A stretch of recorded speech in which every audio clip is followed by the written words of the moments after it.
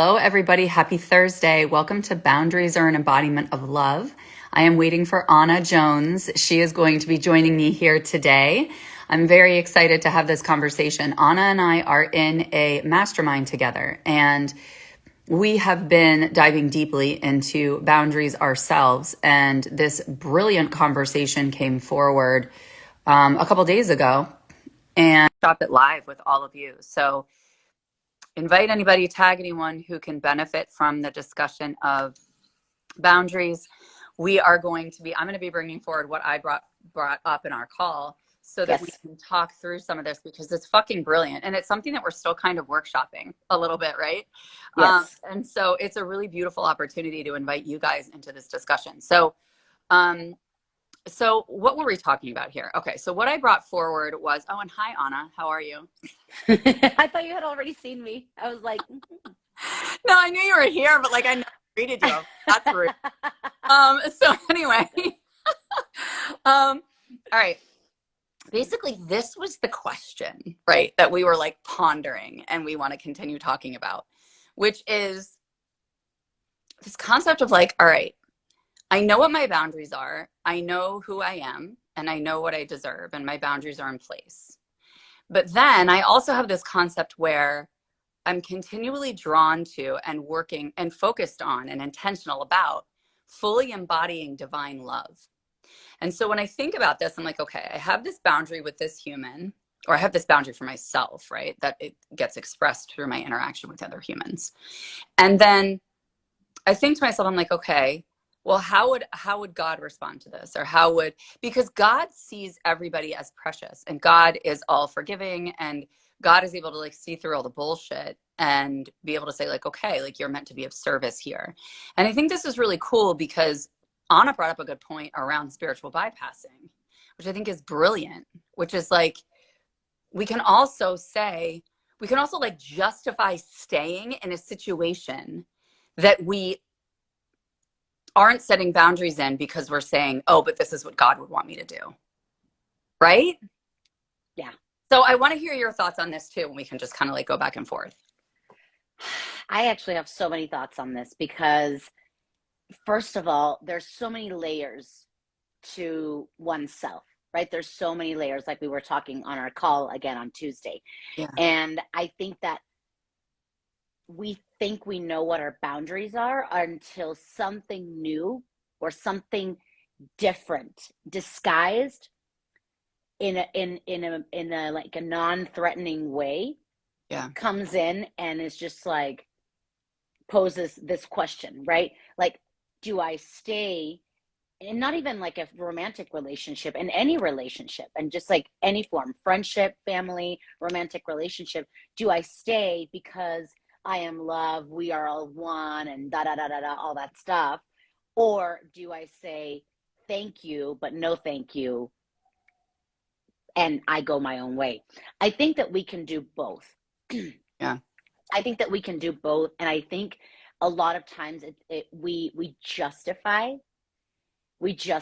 our staying by saying, well, this is what God would want me to do. This is who I am. I'm here to experience the full embodiment of this human experience, and the full embodiment of this experience is love.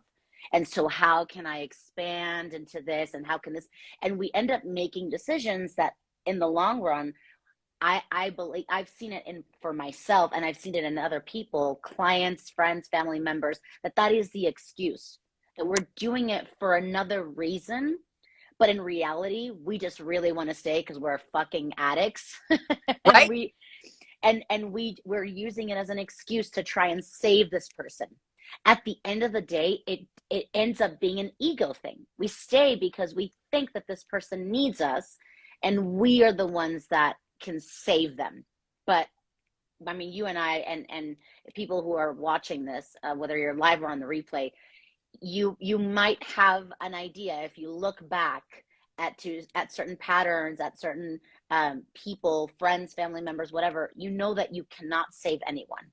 Like, it's not possible, right? Because if somebody doesn't want to help themselves, that they won't do it. They won't accept your help.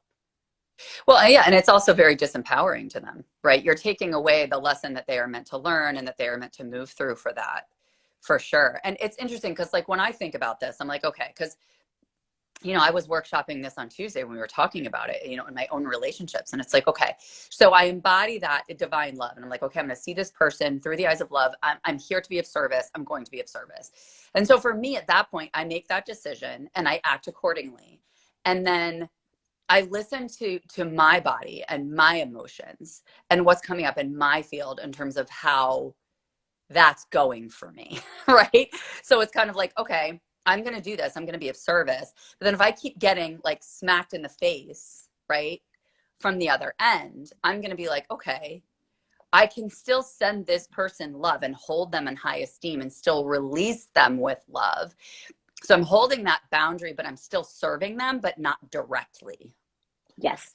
Yeah, because you're not hurting yourself in this way. And at Yeah. the end, I mean, I think that at the end of the day, we have to remember that we're masochists. Yeah. Not because we consciously chose to be, but it's just part of the programming. It's like where we think that there's pleasure, but there's really pain, and underneath that pain is another layer of pleasure, or it's painful, but underneath there's always pleasure. So there's always something that we're getting out of it, and you and I both know this very well, right? Like we've talked about it and we've experienced it, and I'm sure if you're watching this, you have probably experienced it as well. So I do believe that there is this part of us that gets off Yeah. on saying like, I'm such like the martyr, like A hundred. I'm such a good person, like look at what everything that I've endured, but I'm doing it in the name of love. So it's like, What are your thoughts on, and I totally agree with you, and that's like totally self-sabotaging. And it's not just self-sabotaging for us, but it's sabotaging for other people, and like I said, like their lessons and their ability to move forward. But yeah. like, what are your thoughts on somebody who's like, okay, so this is an example. So somebody in my life, this was years ago, like 15 years ago, um, was madly in love with someone else who was kind of fucking around, like doing whatever the hell they want. And this person that I love was like, upset. And my heart was breaking for this person because like they chose to stay in this connection with somebody who was just like kept fucking around. And then, and they were like, I'm sorry, like Laura, like I just know this person is my future. Like I just know they're my future. And I was just like, okay, like I don't like it's your choice. And then they got married and they have the most beautiful relationship. The most beautiful relationship. And so this is the part that's a mind fuck because it's like, okay, how do you tell the difference between I know that this person is my soul's future? Like I know, and I'm willing to, I guess, hold space for them during their growth process or be with them during their growth process because I know that this person is my soul's future versus I'm going to sabotage myself and keep committing to this. And like you were just talking about, like, oh, I'm doing this out of service, and really sabotaging yourself and the other person. My answer to that, and then I want your answer. My answer to that is if the person has a growth mindset and is actually fucking making progress. Like if the other person is actually like, yes, like my intention is actually set there and my behaviors are showing and my vibe is showing that I'm working toward it, right? Like there's a commitment, there's a devotion rather than just like empty words saying, yeah, I'm going to do it. And then they just keep fucking doing nothing. What are your thoughts on that? So first of all, I want to address something. We Yeah. never know what happens behind closed doors, Yeah. ever. So you may think you know what's actually going on with your friend and the ex fuckboy or whatever he Right. was, but we have no idea. Maybe she just got really good at covering it up, or maybe the guy said, you know what? Once we get married, all these shenanigans are gonna stop. So just hold off for a while, and it'll happen. And she's like, okay, I have no idea. I have Correct. no idea. So to me, honestly, I've done the whole thing of like believing in people's potential. Oh no, that's so dangerous. Yeah, I've done that too. It's like, and not just in romantic relationships and friendships too, because I'm like, you can do this, like you've got this, like you're so close. But it's like, again, if people don't want to do it, and here we go into the growth mindset, they're not gonna fucking do it.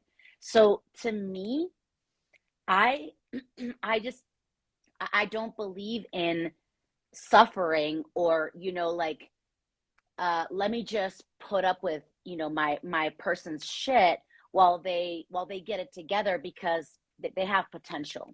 I know that they're gonna do better. So I really, I mean, I hope that your friend is very, very happy. And again, happiness is different, right? For every single person. Someone was, I'm listening to this audiobook, and it talks about relationships, and this guy says that one of the most important things in relationships is that your values are similar. Yeah.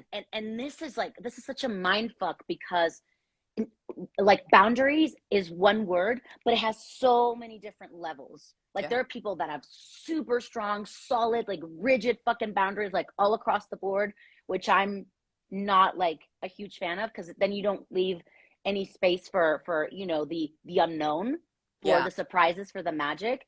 And then there are other people that have them way too loose, but like somewhere in between, what we were talking about in the first live.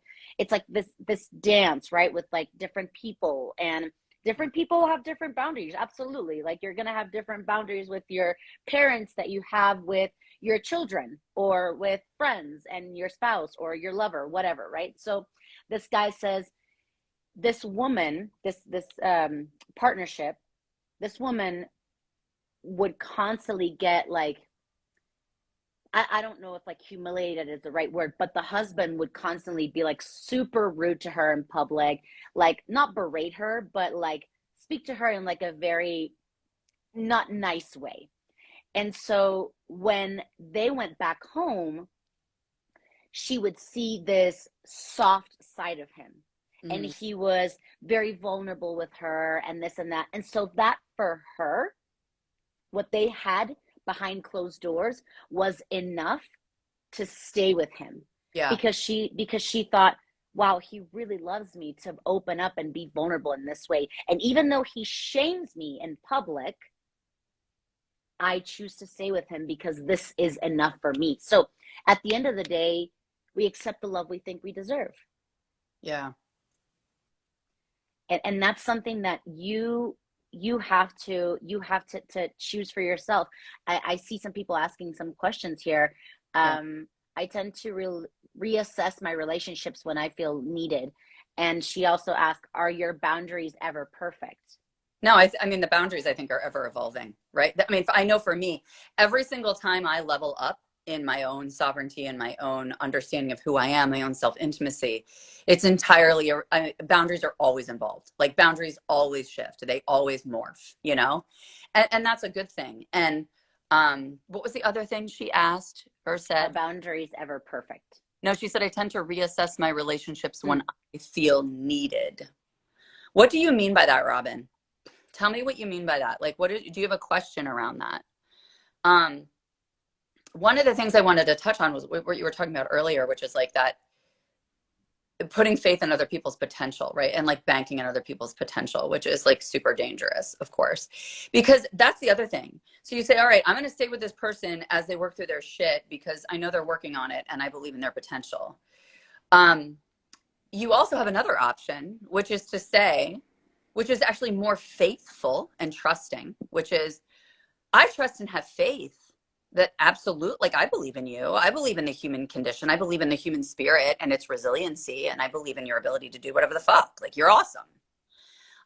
But I also don't want to witness it. And I'm also not available for walking through it with you. And so therefore I set that boundary to say, absolutely, go do you, work on your shit. And I have full faith and trust that we will return to one another if it is meant, right? That is the full trust. That is the full surrender. Mm-hmm. Yeah. And And, that's, oh, go ahead. What were you going to say? no, you go. To the happiness point you were talking about, like, happiness is different for everybody. I also know, I have to tell you, the number of fucking people that I see going through this world, walking around delusionally happy, like delusionally happy. And listen, maybe that's my own judgment, but I know that underneath they're fucking wrecks. right? And they put on the happy face and they might even think they're happy, but they're massively unfulfilled. And it's so obvious in so many areas of their lives.